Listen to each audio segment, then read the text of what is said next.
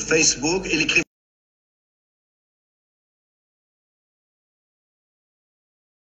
de l'université avec les différents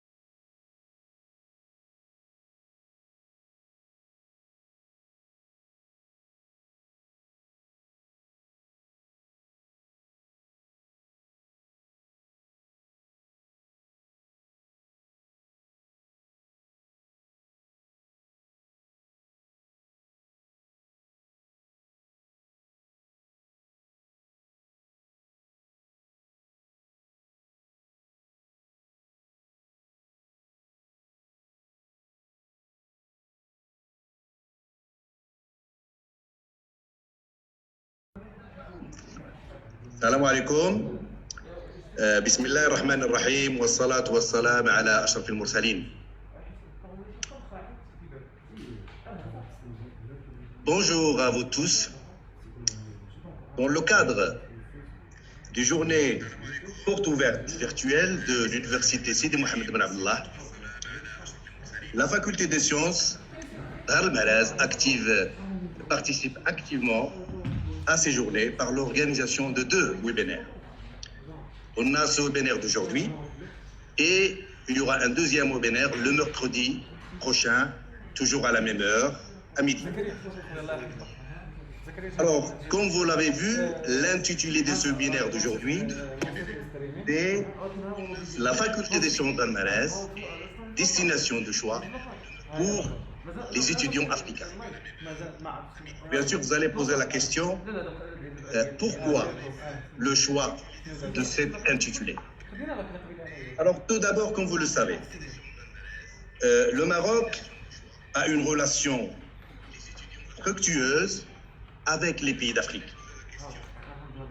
Il y a effectivement plusieurs conventions cadres entre le Maroc et ces pays africains, tout simplement pour régulariser les différents échanges, que ce soit économique, politique et également dans le domaine de l'enseignement, dans l'enseignement de manière générale. Alors, bien sûr, ces conventions cadres, surtout dans le cadre de l'enseignement, elles sont faites pour faciliter la mobilité des étudiants africains, bien sûr, vers le Maroc et vice-versa. Parce qu'il y a quand même des étudiants marocains qui partent en Afrique pour poursuivre leurs études supérieures. Par exemple, la faculté de médecine, comme exemple la faculté de médecine au Sénégal. Bien, donc, on a un aspect de collaboration qui est fructueux. ما كايناش لا سوري هنا جوبونس وانا نخليها ماشي مشكل صافي. Est-ce que c'est bon? D'accord.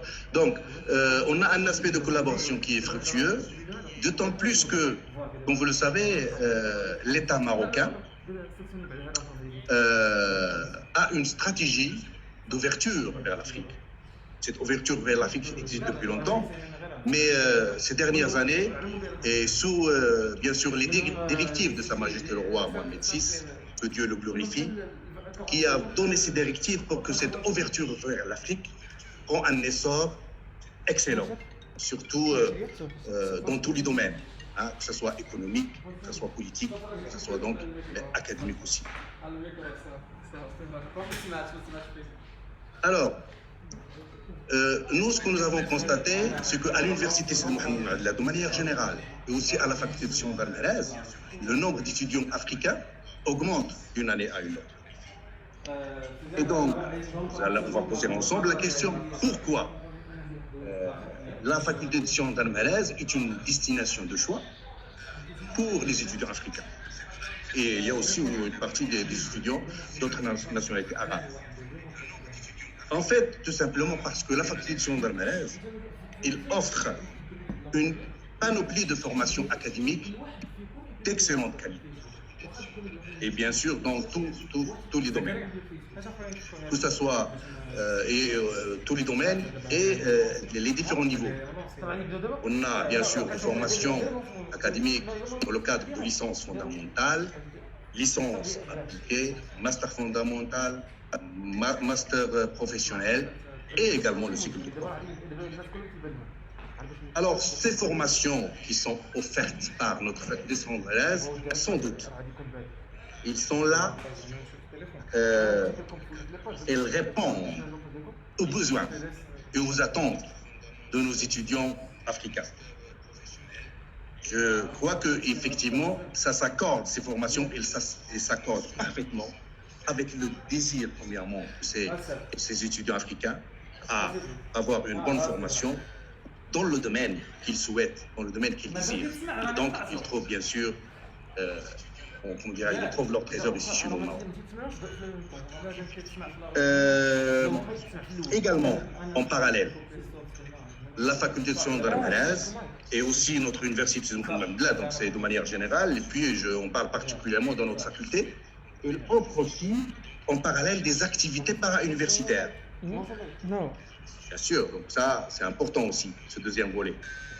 Et bien sûr, ces activités para-universitaires, c'est primordial pour un étudiant, pour premièrement acquérir une personnalité aussi dans la vie bien sûr, que ce soit la vie académique ou la vie professionnelle.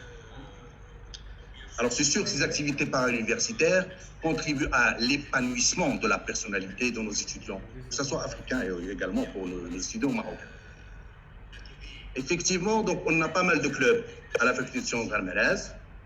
Donc je vais donner un exemple. On a des clubs qui sont bien sûr créés par nos étudiants marocains et également des clubs qui sont créés par nos étudiants africains. On a un exemple. On a avec nous notre doctorant Khadim Diokhan, qui est président d'une association des étudiants étrangers ici à la faculté de sciences d'Al-Malaize. Alors, ces clubs, ces associations, ils sont vraiment très actifs. Ils réalisent pas mal d'activités. Et ces activités sont effectivement primordiales pour l'intégration, premièrement, de nos étudiants africains. Ils viennent dans un deuxième pays, donc, et ça facilite l'intégration de nos étudiants dans cette vie étudiantine nouvelle. Et en même temps, ça permet aussi, ces activités, ça permet aussi un échange entre les étudiants, que ce soit entre les étudiants marocains et africains.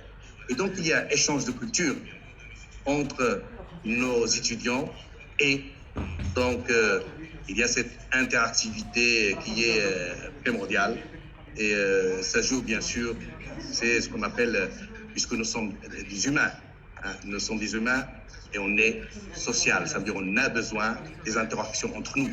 Et je crois que cette pandémie Covid-19 nous a permis d'avoir vraiment la valeur des contacts, des interactions entre nous.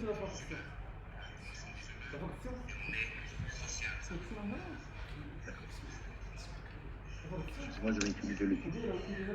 Ça va, vous entendez? Donc, je vais mettre le titre. Ok. Bien. Donc, après cette intervention bref, je vais revenir maintenant sur le nombre. Effectivement, nous avons constaté, que ce soit à l'université, mais surtout à la faculté de sciences d'Al-Malaize, le nombre d'étudiants qui augmente d'une année à une autre. Je donne un exemple cette année. Cette année, on a à peu près 400 étudiants qui sont inscrits à la faculté de sciences, toutes disciplines bien sûr confondues, et tous les niveaux confondus, d'accord? Licence, master et doctorat. Je donne par exemple les lauréats. Du point de vue effectif aussi, le lauréat à partir durant les des années, hein, donc les des années jusqu'à 2019-2020, on a à peu près 200 lauréats. D'accord? Ça fait, on va dire en moyenne 20 lauréats par an.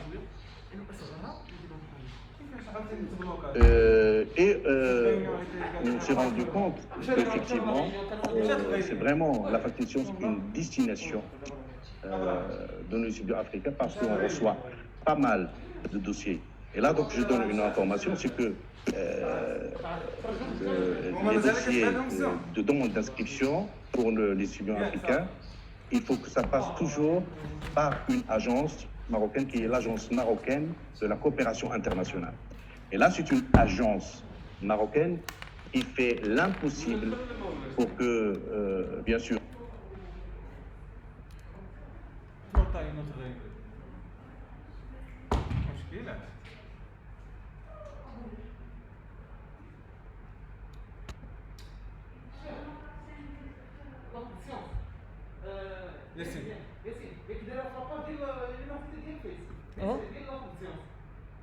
دايره في لافا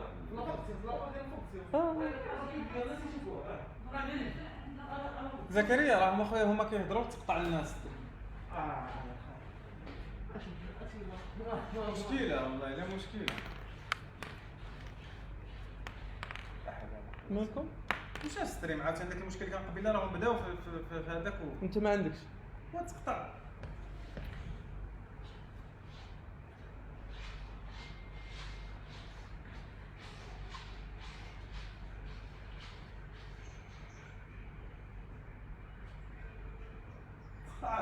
عاد من هنا من ذاك الكونت نتاع الزوم اللي مشى ليه حيت كاين حنا ولا فرق السيلونس ديال نهار النهار زوم ميم طون بحال كيخدم واحد كيقطع واحد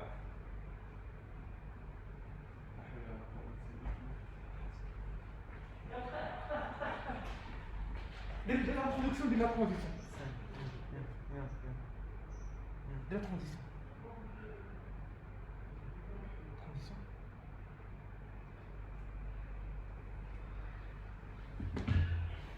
ماشي رافض ماشي رافض راني فهمت غير دابا غير بالنسبه لها واش ممكن هكا شنو ديال كذا كيدخلوا ديال كذا واش كيدخلوا لا كيدخلوا دابا المشكل يقدر يكون تا عندهم دابا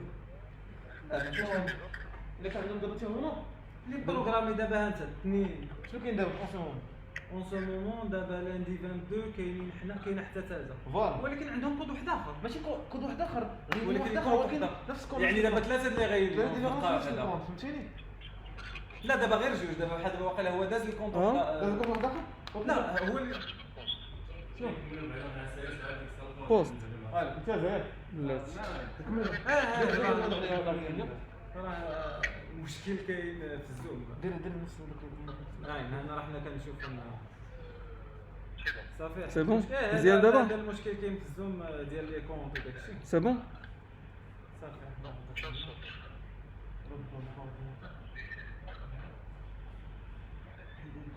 ما كيسمعناش بلاتي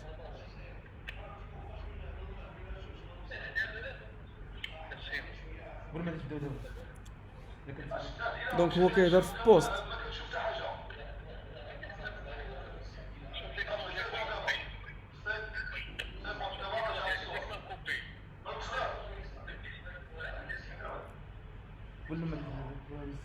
سي ابراهيم هو رجع شوف يقدوا غير الكاميرات سي بون رد عندي الميكروفون ساي نشوف واش غتسمعوني الله يخليكم تسمعوني قول السي الحسوني يتقاد باش لا هي الصوره عافاك على تجي هيا احسبوا من 10 سكوند تبداو دابا دير دابا ترانزيسيون اللايف ها انتم 10 9 8 7 5 4 3 2 1 1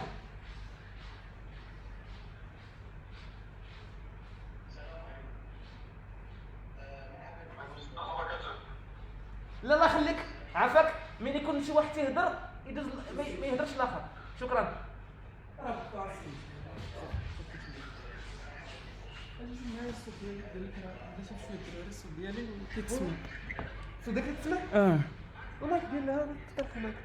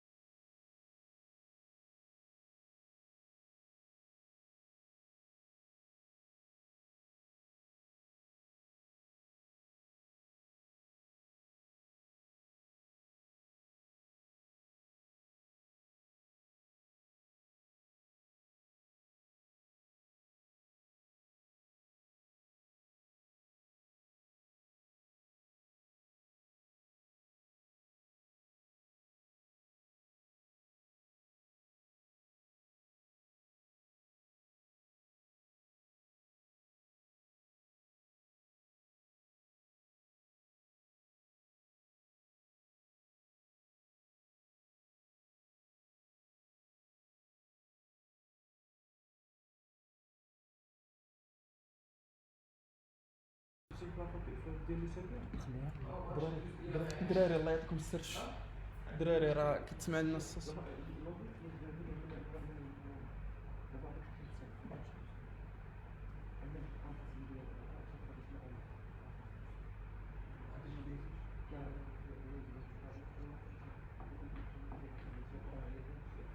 لا لا لا لا لا لا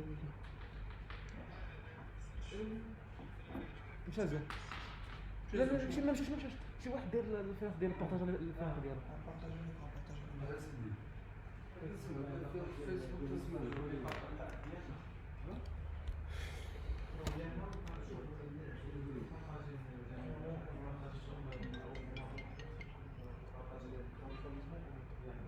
اسي هشام.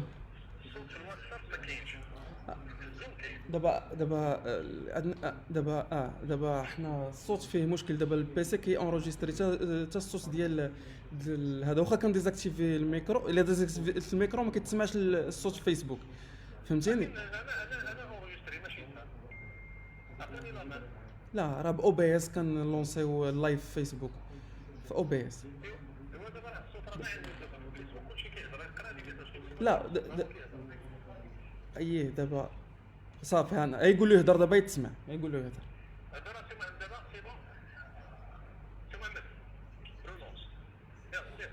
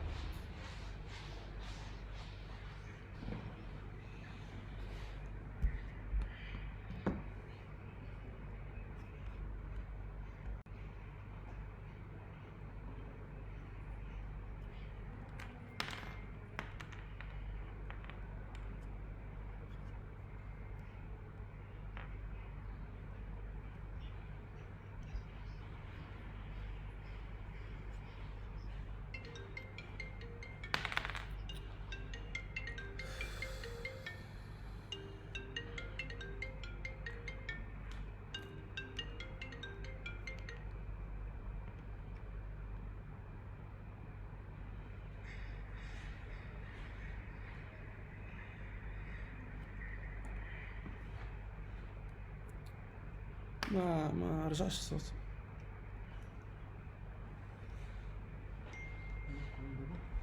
دابا ما دايرش لايك، ما طرقش لايك. ما طرقش دابا هنا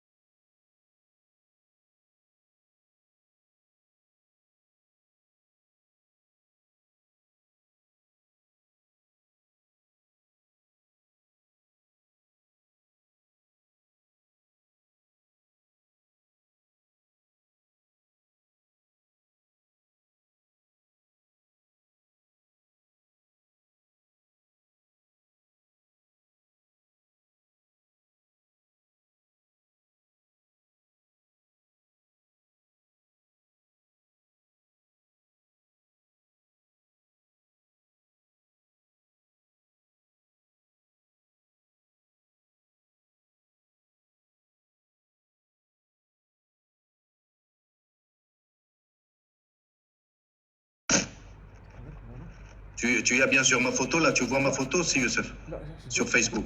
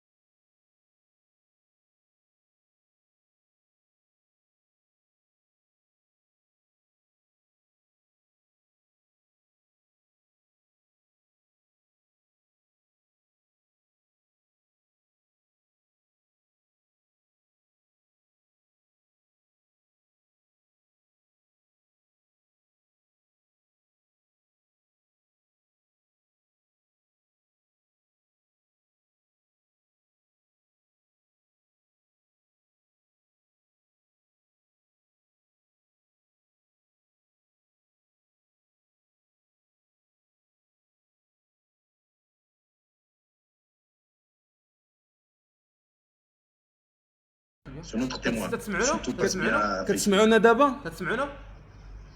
كتسمعونا؟ Yassine كتسمعونا؟ اكتيفيها لي اكتيفيها. فوالا دابا راح نحل المشكل. الله يخليكم، ها هو البروبليم تحل 10 سكوند غادي تبداو اللايف. D'accord. اوكي حسبوا 10 سكوند. On recommence شنو نعاودو ولا نكملو؟ vous Très bien. Et Adama n'est pas connecté, hein, les jeunes.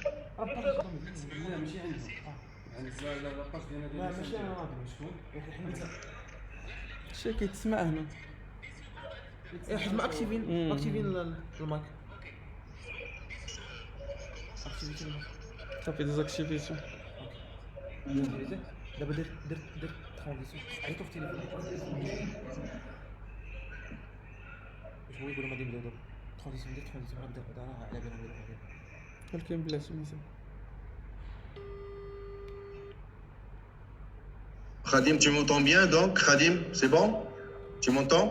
Oui, j'entends bien et on nous entend là-bas aussi. Alors maintenant, Facebook, il y a un problème au niveau de Facebook, apparemment. Exactement. Est-ce que tu as des amis à côté qui sont connectés via Facebook? Exactement, si. دابا واخا Et ثاني شوف. notre discussion là, ça passe sur Facebook. Maintenant, ça passe? Oui, ça passe. Non. Notre Très bien. discussion passe sur Facebook, ce qui n'est pas normal, c'est vrai. Oui. Ah, si, c'est normal. Si, c'est peut-être normal. Normal, donc c'est bon. Alors, Ouais. Bon, alors, désolé pour ce petit problème technique.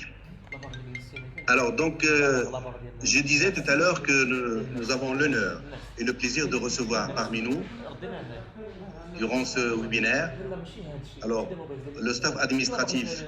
On a le professeur Belkacemi Mohamed qui est vice-doyen chargé des affaires académiques et sédiantines. Il y a aussi Hicham Amkoudouf.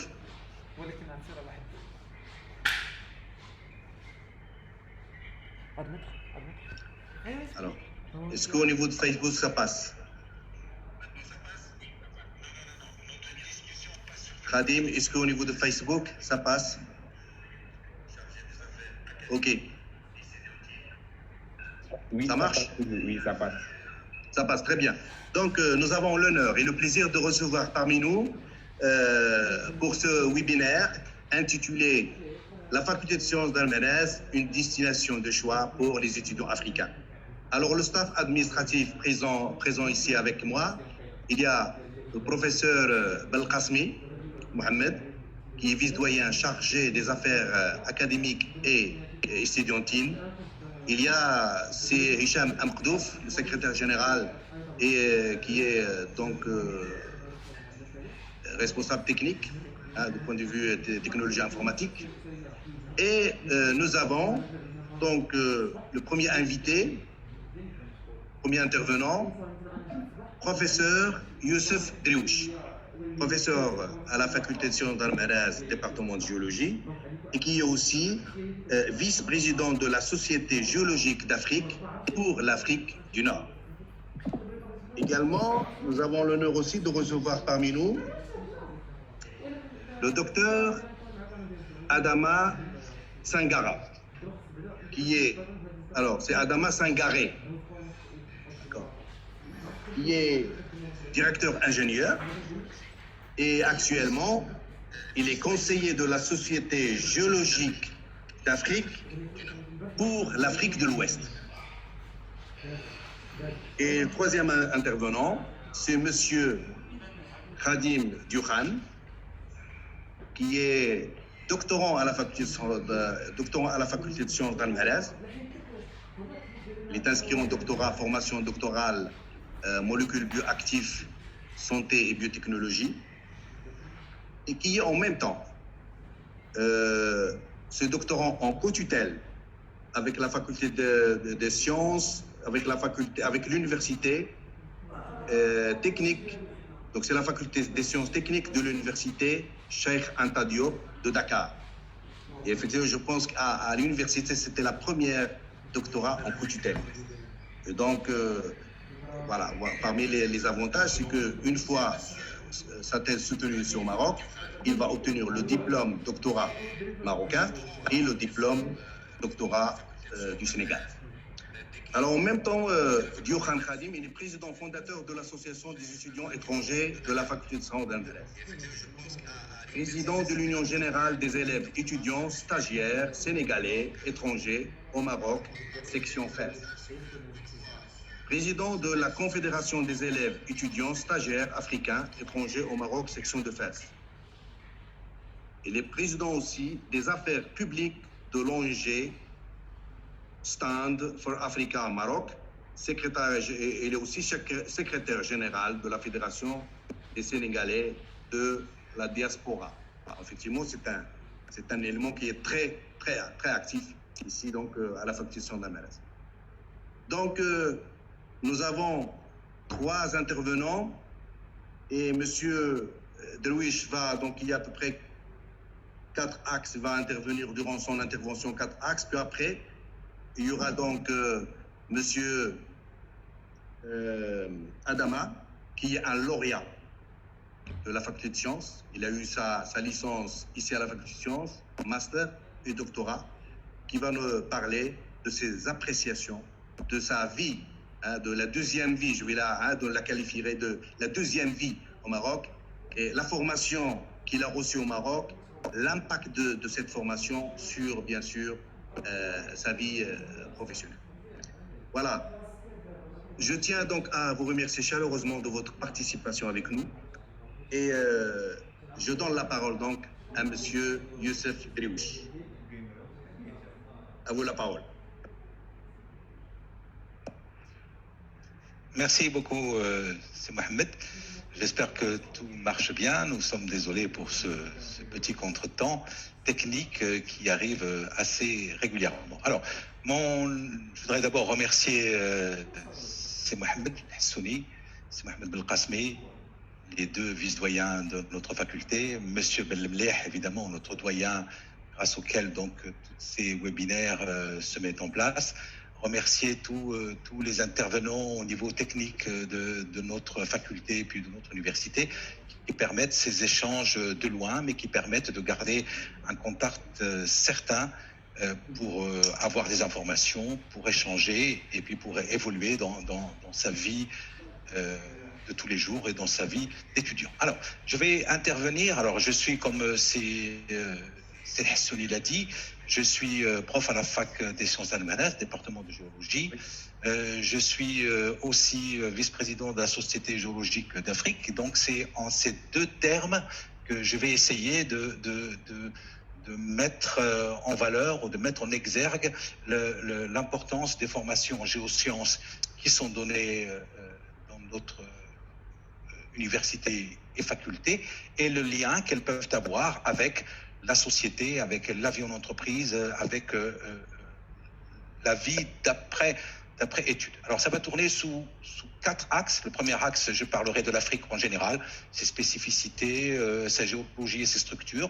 Je parlerai aussi du Maroc en Afrique, voir un petit peu quelle relation notre pays a avec son environnement vers le sud, parce que nous tablons maintenant beaucoup vers une coopération sud-sud, plutôt qu'une coopération nord-sud, et nous aspirons en tant qu'Africains à prendre notre propre destin en main.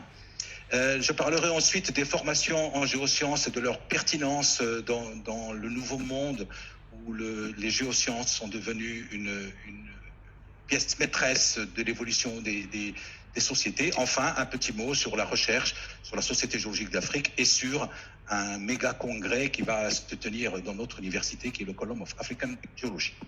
Alors, pour commencer, l'Afrique. Alors, l'Afrique, la superficie de l'Afrique, c'est 30 millions de kilomètres carrés, ce qui représente à peu près 20% des surfaces émergées de notre planète. Alors, si on imagine simplement que la répartition des richesses est faite de façon homogène au niveau de toute la planète Terre, l'Afrique contient donc 20% des richesses mondiales en termes de ressources naturelles. C'est mieux que ça, puisque l'Afrique, en fait, concentre énormément de ressources naturelles, beaucoup plus que tous les autres continents, ce qui la rend très attractive au niveau des investissements et des recherches dans différents domaines. J'y reviendrai. Nous sommes 1,2 milliard d'habitants sur cette belle terre d'Afrique. Nous sommes 54 pays. Nous parlons 4 langues. Alors, selon les régions, il y en a beaucoup de gens qui sont bilingues, il y en a qui sont trilingues.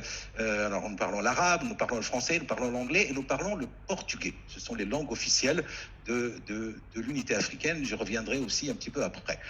Nous avons des organisations continentales, dont celle qui chapeaute le tout, c'est l'Union africaine. L'Union africaine qui a sa conférence, qui est la conférence des chefs d'État et de gouvernement. Nous avons le secrétariat général et nous avons l'AG et les commissions, et les fameuses commissions de l'unité africaine. Dans ces commissions, il y en a une qui s'appelle Commission Géosciences, qui est chapeautée par l'AMDC. L'AMDC, c'est African Mineral Development Center, qui est donc le Centre africain du développement de ressources minérales, dans lequel la Société géologique d'Afrique est partie prenante et dans lequel certains représentants de plusieurs pays, dont le Maroc aussi, sont représentés et travaillent dans l'élaboration des politiques au niveau des recherches, d'exploration et d'exploitation des ressources naturelles en général, minérales en particulier. Alors, dans ces différentes parties, il y a ce qu'on appelle les services géologiques. Les services géologiques ou les Geological Surveys, il y en a dans tous les pays. Chez nous, on appelle ça la direction de la géologie et qui sont généralement rattachés au ministère des énergies et des mines. Ces services géologiques sont réunis en une organisation qui s'appelle l'OAGS, l'Organisation des services géologiques d'Afrique.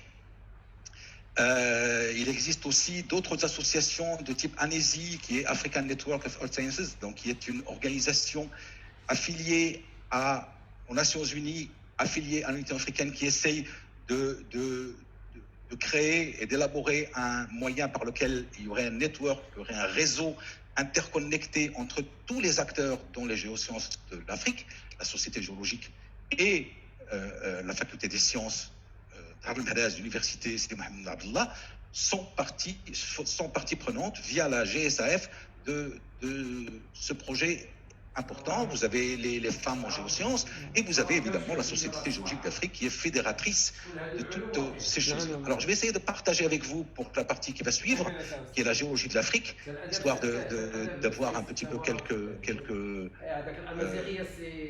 alors voilà, je vais partager mon écran, je vais le faire comme ça et je vais parler un petit peu de la géologie de l'Afrique. Est-ce que tout se voit bien? Partager. Ça va? Le partage est correct? Ouais, très bien, oui. Ça marche. Très bien. Bon voilà. Alors la géologie de l'Afrique, on peut la simplifier très rapidement. L'Afrique donc est un continent dont les formations géologiques sont organisées autour de 3 méga-cratons, qui sont du sud au nord, le craton du Kalahari, le craton du Congo et le craton ouest-africain. Ce sont généralement des cratons dont le cœur est formé par des formations archéennes très anciennes, sur lesquelles se sont accrétées successivement les chaînes paléoprotérozoïques, puis le protérozoïque, puis tout le phanérozoïque, comprenant le paléozoïque, le secondaire, le tertiaire. Alors c'est de cette façon-là que la croûte africaine s'est reconstituée en ayant donc la configuration qui est là. Si au cours de ces temps géologiques, donc qui durent depuis l'Archéen, depuis plus de 2,6 milliards d'années, les roches les plus anciennes en Afrique sont au-delà de 3 milliards d'années. Donc pendant toute cette période-là jusqu'à l'heure actuelle, il y a eu des processus géologiques qui ont permis, autour de ces différents terrains, la concentration, la formation de plusieurs ressources. J'y reviendrai dans un instant, des ressources contenant avec du diamant, avec de l'or, avec du platine, etc., jusqu'au pétrole. Je vais y revenir dans un instant. Alors, la partie qui est plus proche de nous, c'est le craton ouest-africain, donc que l'on peut donc voir ici, qui est un noyau dans lequel il y a 2 parties anciennes qui correspondent à l'Archéen, qui est dans le Man et puis dans l'Ergibat. Alors l'Ergibat, c'est la partie la plus au sud de notre pays, d'accord? Et vous avez toutes les formations paléoprotérozoïques, d'accord? Par exemple, ici, paléoprotérozoïque, puis les formations qui viennent après, le protérozoïque, etc. Alors, une des particularités du Maroc, c'est qu'il permet, donc par les formations qu'il va donner, évidemment, la meilleure école de géologie, c'est celle de terrain. C'est celle où l'on peut observer directement tous les différents types de terrains, de différents âges, de différents états métamorphiques, de différentes structures, etc. Le Maroc a cette particularité de faire affleurer des roches depuis 3,4 milliards d'années jusqu'à l'actuel. Il n'y a pas un seul pays, à ma connaissance, dans lequel tous ces terrains peuvent affleurer. Et c'est une des caractéristiques donc, qui fait que le Maroc est un livre de géologie ouvert, on dit, et c'est une des choses où les formations de géologie, notamment à la faculté des sciences de Fès, sont très, très ouvertes et permettent de toucher à tous les aspects qui finalement concernent, en les étudiant au Maroc, c'est comme si on avait étudié tous ces terrains-là dans les différents pays africains, notamment la partie donc à partir de laquelle les étudiants viennent en masse poursuivre les études en géosciences dans notre faculté. Alors, le Maroc, sa situation géologique est très particulière puisqu'il est situé à un point triple, là, ici, entre l'océan Atlantique, l'Afrique et toute la chaîne alpine. D'accord? Et cette chaîne alpine, par exemple, vous avez des terrains exclusifs du Maroc, un petit peu avec l'ouest de l'Algérie, c'est le Rif qui appartient à tout le système alpin, tétisien, vous avez le paléozoïque, vous avez les systabatlasiques avec les formations paléozoïques, vous avez l'anti-atlas avec du paléoprotérozoïque, le mésoprotérozoïque maintenant est bien reconnu, le néoprotérozoïque, et vous avez dans la partie sud de notre pays, au niveau de la dorsale d'Algibet, toute la partie archéenne et la partie paléoprotérozoïque, et aussi toute la chaîne ce qu'on appelle la chaîne des Soutoufides, mais qui est en fait la chaîne des la continuité, la chaîne des Mauritanides vers notre pays. Alors, Fès a une situation encore plus particulière qui fait que donc la géologie à Fès a toutes ces... si vous regardez le petit point qui est ici, Fès est situé donc sur un point très particulier où l'on est quasiment en contact en faisant quelques kilomètres vers le nord, vers l'ouest, vers le sud pour toucher des terrains aussi vieux que ceux de la meseta marocaine, c'est du paléozoïque, aussi hauts que ceux des Atlas, du Moyen et du Haut Atlas, mais aussi toute la chaîne ici du Rif qui est aux portes de Fès. Jebel Zalar, qui est notre montagne qui nous domine, fait partie des nappes prérifènes. Et nous avons aussi tout l'anti-Atlas et tous les terrains les plus anciens que l'on peut donc rejoindre pratiquement à vol d'oiseau en faisant 250-300 km. Donc tout ça pour dire que Fès a une situation particulière. Et puis le Maroc aussi est un pays minier dans lequel donc nous avons un grand nombre de mines, que ce soit pour les métaux de base, que ce soit pour l'or, que ce soit pour l'argent. Nous avons quelques-unes des mines les plus importantes. Nous avons les terres rares et les métaux rares, notamment dans les provinces du sud ici. Les provinces du Sud ici, nous avons notre organisme, l'Office national des hydrocarbures, qui mène des recherches et de l'exploration sur ces terrains-là. Je passe évidemment sur les phosphates, lequel le Maroc est quand même un des pays les plus... le premier producteur mondial de ces phosphates. Alors, autre spécificité de l'Afrique, toujours en relation avec la géologie, c'est les plus anciennes traces de la vie qui ont été reconnues au Congo. C'est plus de 2 milliards d'années. C'est un Marocain qui travaille à l'université de Poitiers, M. Albani, qui en est à l'origine. Ça a fait beaucoup de bruit. L'Afrique est aussi le berceau de l'humanité.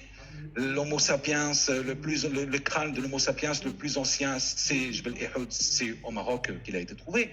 Les dinosaures les plus imposants ont vécu sur les terres marocaines et quelques-uns sont pas très loin de Fès puisqu'ils sont dans le Moyen Atlas. Voilà. Alors, troisième axe qui est le Maroc donc en Afrique. Donc le Maroc. Je pense que c'est Feu Hassan II qui a dû dire le Maroc a ses racines en Afrique et puis son feuillage et ses branches qui se développent vers l'est, vers l'ouest et puis vers le nord. Donc le Maroc est en effet un trait d'union entre diverses civilisations, entre divers peuples, entre diverses langues. D'ailleurs, les populations marocaines, il suffit de la regarder pour se rendre compte qu'elle est largement métissée, que ce soit au niveau des langues ou au niveau des couleurs de peau ou au niveau de tout ce qu'on veut. Nous sommes donc un vrai mélange entre différentes civilisations. La géologie du Maroc est unique, évidemment.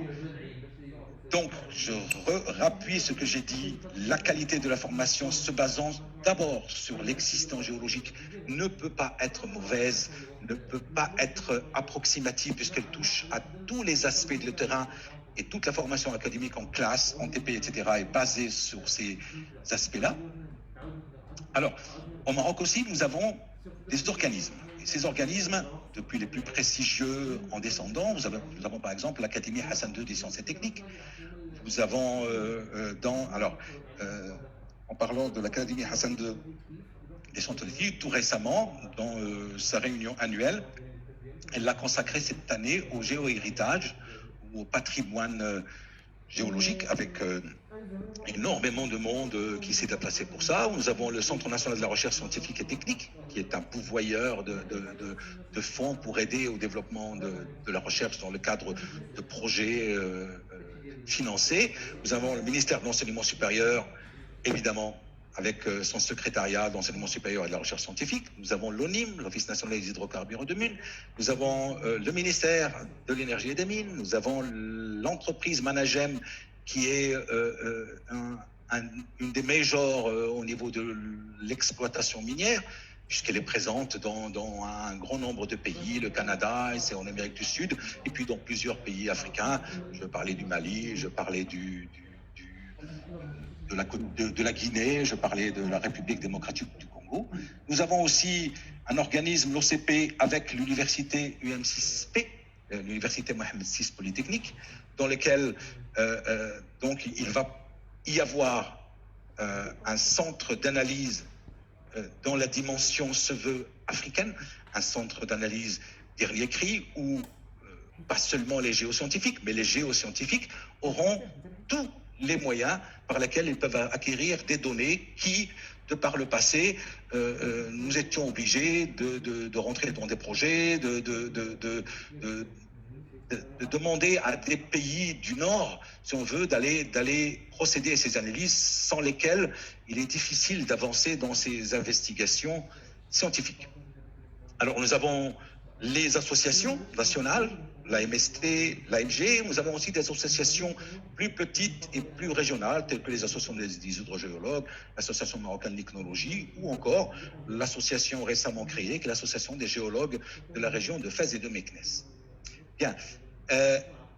Un autre aspect qui a l'air un petit peu loin de la géologie, mais vous allez voir qu'il y a un lien direct entre les géosciences et le monde, entre guillemets, normal, nous avons les organismes qui actent, par exemple, dans toute l'Afrique de l'Ouest, dans le domaine du BTP ou du génie civil. Et tout ce monde-là a besoin de l'expertise des géoscientifiques. Je parlais de géotechnique, l'aménagement des territoires, des prospections géophysiques. On ne peut pas construire sans avoir une idée de ce qui se passe dans le sous-sol. On ne peut pas construire un pont sans savoir qu'on le met sur des bases solides. Et les propriétés rhéologiques des roches donc sont importantes. Mais aussi tout le secteur bancaire de notre pays est aussi accompagne tout ce monde-là vers donc un apport de l'expertise marocaine à tous ces niveaux. Alors, tout cela pour dire et pour apporter les éléments qui montrent que les sociétés, les communautés nationales, les continentales et internationales placent désormais, et je crois que c'est un fait de l'accord de tout le monde, ils placent désormais les géosciences, donc le géologue, au cœur des actions pour une gestion durable des ressources, des territoires et l'assurance que nous avons un environnement équilibré. À la faculté de Santa Al-Malaz, de notre université Sidi Mohamed Abdallah, nous agissons dans ce sens depuis le début des années 2000 en proposant une offre de formation et de recherche qui a fait ses preuves. Ces efforts sont soutenus par nos staffs administratifs, évidemment, à la FSDM, à l'université. Nous les en remercions. Nous sommes sur des projets communs de développement des géosciences qui nous permettront donc une plus grande ouverture et de plus importantes actions. Alors nous avons une formation licence fondamentale dans laquelle évidemment toutes les bases de la géologie sont enseignées de façon académique et soutenue avec tous les types d'enseignements que l'on a. Et arrivé en fin de deuxième année, arrivé au semestre 5, on peut choisir deux voies. La première voie, c'est celle des ressources minérales et géomatériaux, donc tourner plutôt vers la géologie des zones, on va dire entre guillemets, profondes, liées donc au gîte métallifère, liées à la rhéologie de la roche, donc le choix de ces matériaux pour l'industrie et pour le commerce. Et on a aussi les géosciences de l'environnement qui s'occupent donc beaucoup plus de la partie la plus externe, la plus superficielle de la Terre, comprenant tout un tas de disciplines sur lesquelles je vais revenir très rapidement après. Nous avons ensuite une expérience de 10 ans de master spécialisé qui a, dans Sebel Qasmi, qui est en train de m'écouter sûrement, était le coordonnateur pédagogique qui s'intitulait Géosciences, ressources minérales et géomatériaux. Sur ces 10 années, je crois que nous avons 200 lauréats. Si Sebel Qasmi voudra intervenir pour la suite pour nous donner la part de nos amis de différents pays, je pense que je sais qu'il y a des chiffres limites pour l'inscription des étudiants étrangers, mais on a toujours un peu pris un petit peu plus que ce que nous disaient les textes. S'il faut s'excuser pour cela, nous le faisons. Mais nous avons donc environ 200 lauréats, dont un grand nombre est en train de travailler, notamment dans le domaine des géosciences, toute activité confondue, depuis les activités académiques jusqu'aux activités en entreprise, jusqu'aux activités dans les laboratoires, jusqu'au métier d'enseignant-chercheur, jusqu'au métier d'enseignant du second cycle pour les géosciences, etc. Donc nous avons un taux de placement, d'employabilité qui a été très important. Alors cela a été aidé évidemment par le fait que le prix des matières premières a été très haut pendant un certain nombre d'années. Donc les entreprises minières, etc., étaient plutôt prêtes à l'embauche, et notamment de gens qui étaient spécialisés dans leur domaine d'action. Alors, le prix de ces matières premières ne va pas baisser. Donc l'avenir des géosciences est très bon. L'avenir des études en géosciences est très bon puisque les géosciences prennent une place de plus en plus importante. Bien. Nous sommes arrivés à la fin d'un cycle des masters et nous sommes en train de préparer une autre mouture pour un autre master dans lequel donc toute cette expérience va nous servir à proposer encore un contenu solide au niveau formation et puis surtout très tourné vers le monde de l'entreprise. Alors au niveau de axe recherche, je vais encore faire passer, au niveau de la recherche, on a un laboratoire qui a été nouvellement créé. Ça, c'est le nouveau logo de ce laboratoire. Pour ceux qui ne le connaissent pas, ils le découvrent. C'est Géosciences, Environnement, Ressources Associées. C'est le laboratoire GERA. Alors, ce laboratoire, vous voyez, il est chapeauté. Il a une structure très fonctionnelle, conforme à ce que l'université Mohamed Abdallah a fait de nouveau depuis un an. Donc ces labos sont tout jeunes. C'est généralement une fusion des anciens laboratoires avec des objectifs nouveaux, avec des ressources et des moyens nouveaux qui nous permettront évidemment d'aller encore plus loin que ce que nous faisions jusqu'ici. Son directeur, c'est M. Ntarmouchent. On a aussi un directeur adjoint qui est M. Anas Slimane, de ceux qui connaissent. Et puis nous avons 3 enseignants-chercheurs qui sont dans un comité ou collège et un doctorant. Je fais partie du comité du laboratoire avec M. Daher et M. Sadiqi. Nous avons 28 enseignants-chercheurs, membres permanents, et nous avons, à l'état actuel, en ce moment, 36 doctorants. Alors, 3 thématiques majeures tournent pour la recherche: la dynamique de la lithosphère et transfert de la matière, dynamique des bassins sédimentaires et ressources naturelles, géosciences de l'environnement et risques naturels. Vous voyez, ce sont des domaines qui s'intègrent tout à fait dans la continuité de la formation de base que nous donnons avec les 2 choix, ressources minérales et géologie de l'environnement, qui normalement doivent nous amener, nos propres étudiants, à terminer leurs études dans le cadre donc de... Alors, j'en viens au passage un peu naturel de la recherche aux actions pour la recherche. Alors, une d'elles, c'est la Société géologique d'Afrique qui est censée représenter tous les géologues du continent. C'est une société qui existe depuis 1963 et qui organise toutes les autres années dans différentes régions un congrès qui réunit tous les géologues actants en Afrique. Actants en Afrique et dans le Moyen-Orient en général. Alors, cette société est divisée en 5 régions. Vous voyez, la région nord qui nous intéresse ici, les pays de la région nord sont indiqués là. Et cette société géologique donc est liée à tous les organismes africains qui ont des organismes de décision. Elle apporte donc son expertise, elle apporte donc la parole de ces géologues, donc représentés dans le conseil. Ce conseil est constitué par un président, par 5 vice-présidents et par autant de conseillers, plus un éditeur qui est responsable de l'édition d'une newsletter, d'une lettre d'information qui apparaît régulièrement tous les 3 mois.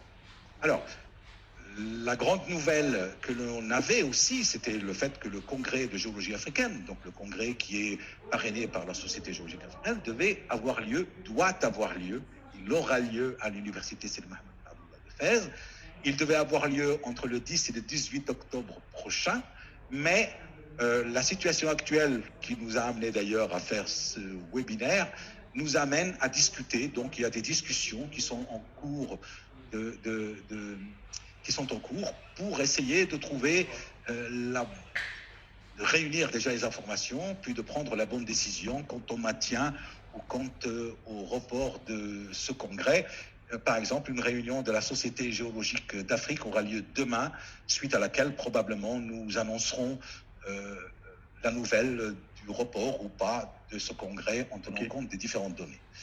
Voilà, alors ça sera préparé en collaboration avec tous les organismes desquels j'ai parlé, Managem, l'ONIM, l'UM6P, le BRGM, la MST, la MG, la RWG, etc. Avec des organismes aussi de l'unité africaine qui sont impliqués, qui avaient et qui sont en train de préparer dans un groupe qui s'appelle AMREC, duquel je fais partie aussi, qui prépare la politique de la gestion des ressources naturelles en Afrique depuis l'exploration jusqu'à l'après-mine. Et il y a un texte qui est préparé et qui est en cours de discussion dans les différents États. Il sera amené à l'Assemblée générale de l'unité africaine qui, si elle l'adopte, assurera, si vous voulez, à l'Afrique une certaine autogestion de ses propres ressources naturelles. Je vais finir dans une minute. Alors, tous les thèmes de la géologie y sont, évidemment, et rejoignent tous les âges des terrains desquels j'ai parlé. Et voilà, je voulais enfin vous remercier encore une fois de ce webinaire, de l'occasion que vous me donnez pour parler des géosciences à l'Université de Fès. Et enfin, le dernier mot, je rejoins le leitmotiv de notre président pour ce webinaire, c'est l'étudiant d'abord. Je vous assure qu'à la FSDM et que le département de géologie, c'est l'étudiant d'abord et qui est au centre de nos préoccupations. L'avenir de l'Afrique est entre les mains de sa jeunesse. Merci beaucoup à vous et puis mes chaleureux remerciements de nouveau. Merci beaucoup, mon cher collègue, professeur Youssef Drouish. Donc, effectivement, autant en tant que spécialiste dans le domaine, vous avez donc mis le point sur les formations, surtout les formations en matière de géologie, géosciences, etc. Mais il ne faut pas oublier que à la faculté de sciences, on a pas mal de formations, donc on a les formations toutes disciplines confondues. Et c'est vrai, donc, comme vous l'avez montré, le Maroc a une position stratégique au niveau de l'Afrique. Le terrain, comme vous l'avez dit, donc il y a un affleurement qui est extraordinaire. Mais il ne faut pas oublier, donc ça, je l'entends toujours de mes collègues, surtout en France, quand j'étais en France, c'est que le Maroc, c'est le pays là où il y a les différents types de la nature. On trouve tout. Il y a les montagnes, les plaines, la mer et le désert. Toute la nature s'est réunie donc, au Maroc. Et donc, si il y a une attraction des étudiants africains pour bien sûr suivre leurs études extérieures, leurs études supérieures ici au Maroc, comme vous l'avez dit, il y a aussi la partie pratique sur le terrain, elle est importante. Également, dans le domaine de biologie, qui concerne l'écologie et les autres domaines, il y a le terrain, on a pas mal de biotopes naturels qui sont extraordinaires, qui sont riches, et ça aide à donner une bonne formation pour nos étudiants. Également, dans les autres domaines, on a la chimie, on a l'informatique. Alors, et si vous permettez, donc, je vais donner brièvement donc, ma petite intervention, c'est que ce webinaire est organisé dans le cadre des journées portes ouvertes virtuelles de notre université. Donc la faculté des sciences elle participe activement à ces journées par l'organisation de deux webinaires. Donc on a aujourd'hui celui-là, puis le deuxième qui sera donc programmé le mercredi, toujours à la même heure, à midi. Donc, comme vous l'avez constaté, le choix de l'intitulé qui est la faculté de sciences est une destination de choix pour les étudiants africains. Pourquoi cet intitulé? Eh bien, tout simplement, comme je viens de dire tout à l'heure, c'est que, premièrement, le Maroc a une relation fructueuse avec les pays d'Afrique et il y a pas mal de conventions cadres qui sont entre le Maroc et les pays africains ces conventions permettent effectivement de régulariser ces échanges, que ce soit politique, que ce soit culturel, et également dans le domaine, bien sûr, d'enseignement. Alors, donc, l'aspect de coopération s'est bien développé entre l'Université Sidi Mohamed Abdallah et les pays africains. On a pas mal de conventions cadres, pas mal de conventions de stage, ce qui permet effectivement cette mobilité d'étudiants entre l'Université Sidi Mohamed Abdallah de manière générale et la faculté de sciences et les pays africains. Deuxième point, si vous voulez, c'est que le Maroc et l'État marocain a une stratégie qui est la stratégie d'ouverture vers l'Afrique. Nous sommes bien sûr africains, nous avons une position stratégique, nous sommes la porte de l'Afrique vers l'Europe, et donc de là, et ça fait que vraiment il y a cette stratégie d'ouverture vers l'Afrique qui existe depuis longtemps. Mais ces dernières années, effectivement, il y a sous les directives de notre roi, le roi Mohamed VI, que Dieu le glorifie, qui a vraiment donné ces directives pour que cette ouverture vers l'Afrique prend un essor important et vraiment pour atteindre les objectifs, bien sûr, escomptés. Alors, pourquoi la faculté de sciences est une destination de choix pour les étudiants africains? Parce que la faculté de sciences offre une panoplie de formations académiques de haute qualité. Et ces formations, sans doute, comme je viens de dire, c'est répondre aux besoins de nos étudiants africains. Il y a aussi même des étudiants de la nationalité arabe aussi, qui viennent poursuivre leurs études. Et donc, ça